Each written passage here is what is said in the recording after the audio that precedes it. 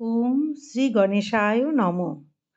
আপনি কি কখনো খেয়াল করেছেন গণেশ ঠাকুরের মূর্তি বা ছবিতে কোথাও বাঁদিকে সুর, আবার কোথাও ডান দিকে?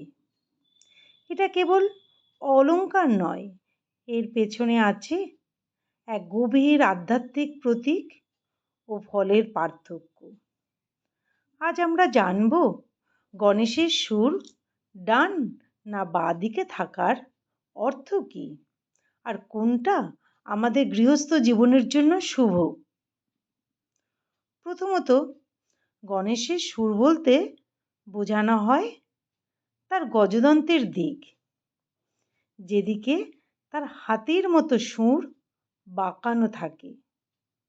যদি গণেশ ঠাকুরের সুর বাঁ দিকে বেঁকে থাকে, অর্থাৎ বাঁ দিকমুখী হয়, তাহলে সেটা বলা হয় বামানমুখী গণেশ।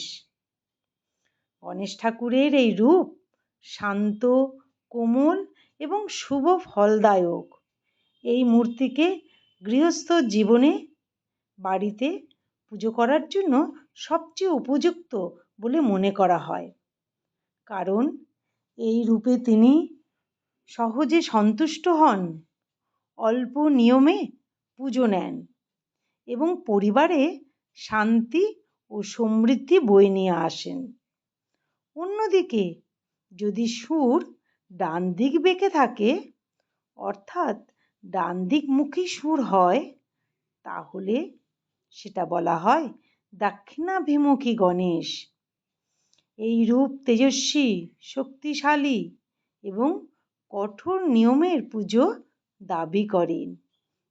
এই গণেশ মূলত মন্দির, সাধক বা ব্রহ্মচারীদের উপযোগী, কারণ যদি ঠিকভাবে পুজো না হয় তাহলে উল্টো ফলও হতে পারে বলে মনে করা হয়।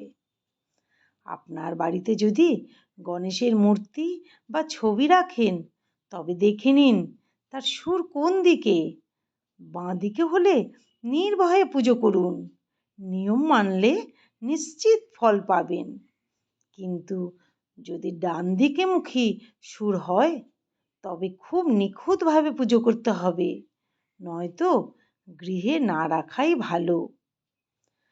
গণেশ ঠাকুরের এই সুরের দিক শুধু অলংকার নয়, সে এক আধ্যাত্মিক সংকেত।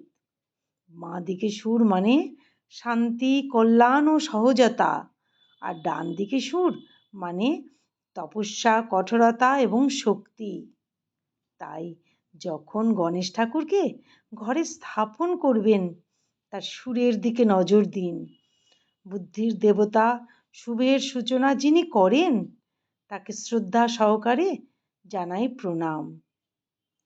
এই তথ্যটি ভালো লাগলে লাইক করবেন এবং কমেন্ট করে জানাবেন।